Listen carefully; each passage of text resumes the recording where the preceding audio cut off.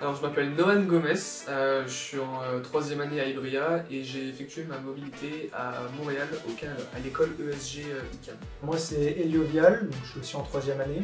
J'ai été à l'école Institute of Management à New York, aux États-Unis. Et moi c'est Guillaume Heitz, j'ai fait ma mobilité au Mexique, à l'UDEM, dans une ville qui s'appelle Monterrey. J'ai choisi Montréal parce que je me suis dit que pour la mobilité académique c'était mieux de prendre quelque chose culturellement bien différent de ce qu'on avait l'habitude de voir en France. Moi pour ma part, j'étais déjà allé à New York, j'avais adoré la ville et je m'étais dit pourquoi pas retourner à New York, il y a plein d'activités à faire. En plus de ça, c'est aussi pour essayer d'un peu progresser en anglais parce que c'était pas trop ça. Alors pour ce qui est des différences culturelles, au Mexique il y en avait vraiment beaucoup. Par exemple ils n'ont pas la même notion du temps, ils ne seront jamais à l'heure au rendez-vous, il y aura toujours 15 ou 20 minutes de plus. Et un truc qu'ils font souvent aussi les Canadiens, c'est qu'après les cours, ils vont patiner partout. Parce que évidemment c'est une ville qui est très froide, donc les lacs sont gelés, il y a des patinoires partout dans la ville qui sont gratuites.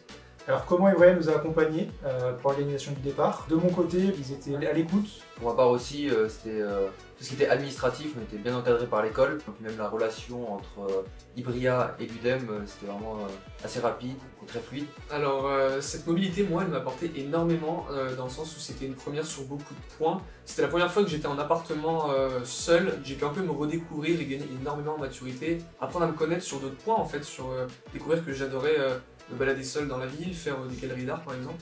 Franchement non, c'était pas 4 mois d'une vie, c'était une vie en 4 mois. Donc non, franchement c'est génial. C'est beau.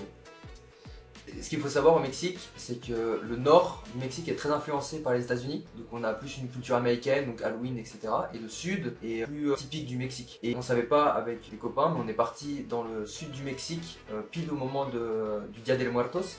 On n'était pas au courant.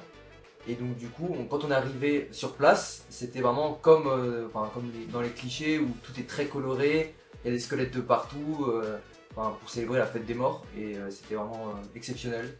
Et je le conseille à tout le monde parce que c'était vraiment très très beau. Alors ce que je dirais à des nouveaux Ibriens, les conseils que je pourrais leur donner, ça serait de bien bosser l'anglais. Ça, c'est un critère très important pour choisir la destination. Et profitez bien sur place aussi, voilà, ça sera sûrement qu'une fois dans votre vie, donc profitez bien des activités, découvrir les Sortez, gens. parlez. Voilà. Avec tout le monde. Et une petite synergie à la fin, là, j'ai bien aimé.